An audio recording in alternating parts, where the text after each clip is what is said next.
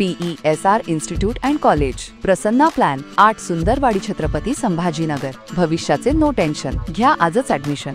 PESR institute and college. जिल्ह्यातील अकोट, मूर्तिजापूर, बाळापूर, पातूर, तेल्हारा या 5 नगरपरिषद आणि बार्शी टाकळी आणि हिवरखेड या 2 नगरपंचायत निवडणुकीसाठी सर्वच पक्षांनी आपले अधिकृत उमेदवार जाहीर केल्यानंतर आता उमेदवारीपासून डावललेल्या इच्छुकांनी नाराजीची हवा निर्माण करून एकला चलोरेचे सूर आळवून पक्षाच्या विरोधात बंडाचं निशाण उभारलंय।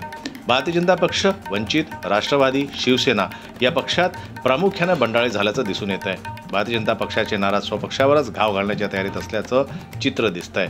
आता याच पक्षातील काही कार्यकर्त्यांनी अपक्ष उमेदवारी दाखल केली आहे, तर काहींनी ऐनवेळी थेट इतर पक्षात प्रवेश करून आपली उमेदवारी पक्की केली आहे। वंचितमधूनही बंडखोरी झाल्याचं पाहायला मिळत असून अनेकांनी अपक्ष उमेदवारी देखील दाखल केलेली आहे। एकीकडे स्थानिक स्वराज्य संस्थांच्या निवडणुकात महायुती, महाविकास आघाडी एकत्र लढणार अशी चर्चा गेल्या अनेक दिवसांपासून सुरू असतानाच नगर परिषदेचे उमेदवारी अर्ज दाखल करताना आपल्या पक्षाचे स्वतंत्र अधिकृत उमेदवार घोषित केल्यानं युती आणि आघाडीत मेळ राहिला नसल्याचं समोर येत आहे। नगर परिषदेच्या सार्वत्रिक निवडणुकीत आयात उमेदवारांचा आधार घेऊन उमेदवारी देण्याचा ट्रेंड प्रकर्षाने दिसत आहे। महाविकास आघाडीतील काँग्रेस, राष्ट्रवादी काँग्रेस, शिवसेना, वंचित, बहुजन आघाडी, भारतीय जनता पक्ष यांचे उमेदवार निवडणूक रिंगणात उतरले आहेत, परंतु सर्वच पक्षांमध्ये पक्षांतर, नाराजी आणि बंडखोरीचं वातावरण तयार झालंय। भारतीय जनता पार्टीमध्ये पक्षांतर्गत उमेदवारांपेक्षा दुसऱ्या पक्षातील नाराज पदाधिकारी किंवा मजबूत कार्यकर्त्यांना आयात करून उमेदवारी देण्याचं प्रमाण वाढलंय।